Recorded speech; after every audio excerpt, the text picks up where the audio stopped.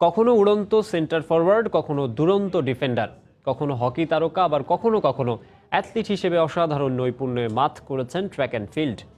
খেলার মাঠ থেকে রাজনৈতিক ক্যারিয়ার সবখানে ছিলেন সমান উজ্জ্বল। বলা হচ্ছে কুমিল্লার বিখ্যাত ভুইয়া পরিবারের সন্তান ও অনন্য সাধারণ ফুটবলার হাজী রমিজউদ্দিন আহমেদের কথা। একই পরিবারের আরেক সন্তান তমিজউদ্দিন আহমেদও কলকাতা মাতিয়েছেন লেফট উইং পজিশনে। খেলার সময়ের বিশেষ আয়োজনে থাকছে দুই সহোদর ফুটবলের কীর্তিগাথা। জুন 1927 বিহারের রাজধানী পাটনায় আন্তঃবিশ্ববিদ্যালয় স্যার সুলতান আহমেদ শিল্ড ফুটবল টুর্নামেন্টে যেদিন এপার বাংলা ঢাকা বিশ্ববিদ্যালয়ের কাছে ধূলিসাৎ হয়েছিল কলকাতা বিশ্ববিদ্যালয়ের রহম। 7 জন আন্তর্জাতিক ফুটবলার সমৃদ্ধ কলকাতা বিশ্ববিদ্যালয় ঢাকার কাছে হার মেনেছিল 1-0 গোলে। ফ্রেমে বাঁধানো সেই জয়ের নায়ক ছিলেন হাজী রমিজ।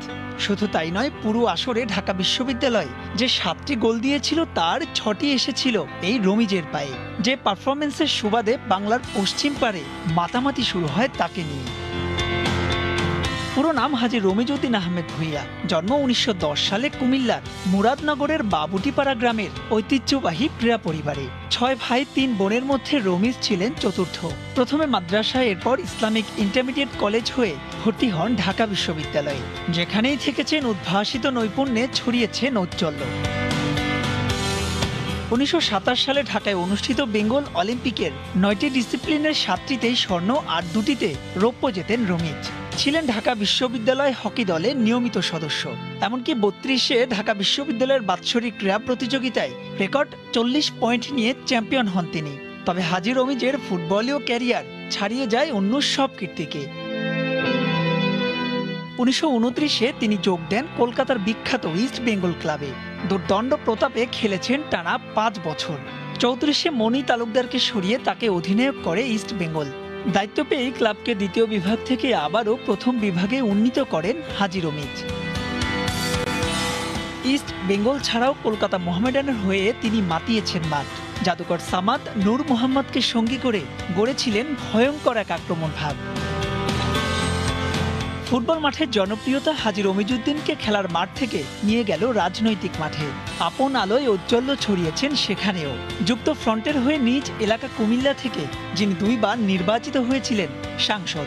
অবদানের স্বীকৃতি স্বরূপ 1978 সালে হাজী রমিজ ভূষিত হন জাতীয় ক্রীড়া পুরস্কারে। একই পরিবারের আরেক সন্তান তমিজউদ্দিনও ছিলেন কলকাতার ফুটবলের নিয়মিত মুখ।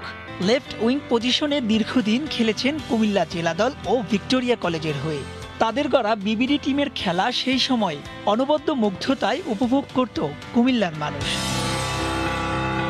রমিজ তমিজ 2 ভাই কলকাতাতে বড় মেইন দলগুলো, সেই দলগুলোতে তারা খেলেছেন।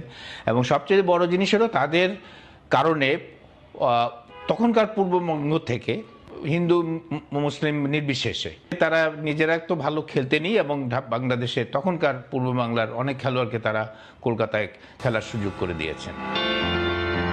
বলার অপেক্ষাই রাখে না অপসৃত সময়ের সঙ্গী হয়ে যাওয়া রমিজ তমিজ কিংবা কুমিল্লার বিখ্যাত ভুইয়া পরিবারের কাছে আমরা সবাই ঋণী বাংলার ফুটবল। মাহবুব রিমন, সময় সংবাদ।